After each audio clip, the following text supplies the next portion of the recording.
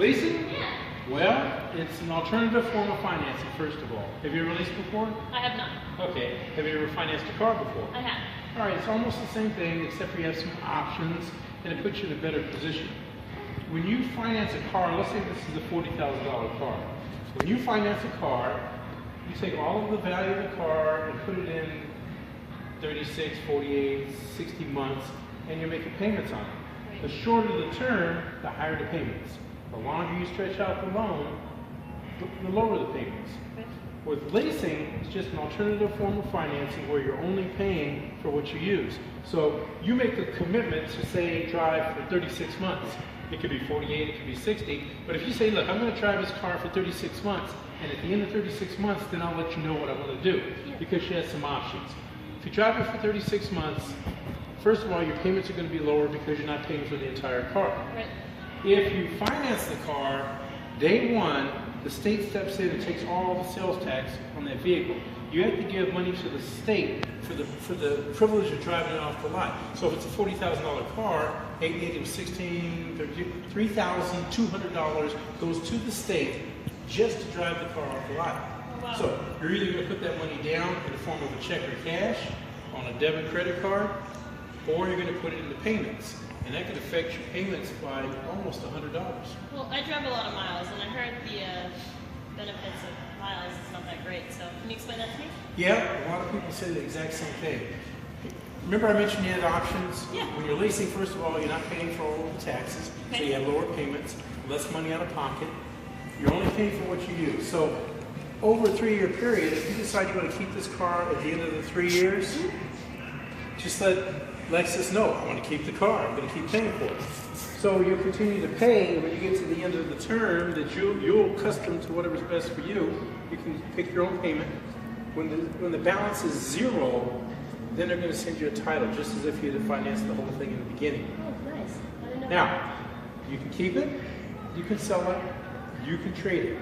One option is to drop the car off. If you drop it off, that's the only time Lexus cares about the miles. Okay. Nobody cares about the miles, or I should say Lexus doesn't care about the miles unless you drop the car off to them. The reason being is they have what's called guaranteed future value. They call it a residual. You may have heard that term. But what they're doing is they're guaranteeing today what the value is going to be in 3, 4, or 5 years. So again, with a 3-year lease, if you say I'm going to drive it for 3 years, $40,000 vehicle, they may tell you, well, the vehicle should be worth about $22,000 at the end of 3 years.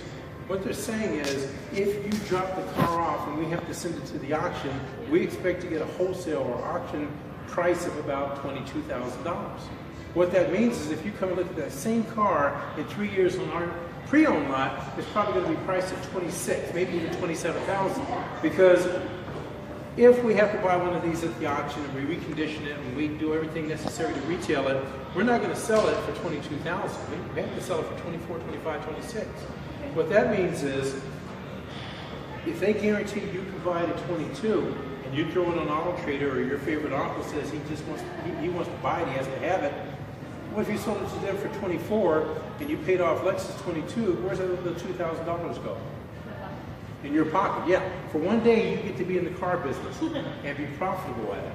So we can keep the car, continue to pay it off. We can sell the car because we have first dibs at wholesale. We can keep it, we can sell it, we can trade it. It's a lot easier to trade in the car at the end of 3 years if we don't hold the balance of the entire car. So at the end of 3 years, you come in and say, you know what, I'll keep my payments right about the same. I want to get the fresh, the newest. I want a new warranty. I want a new service plan.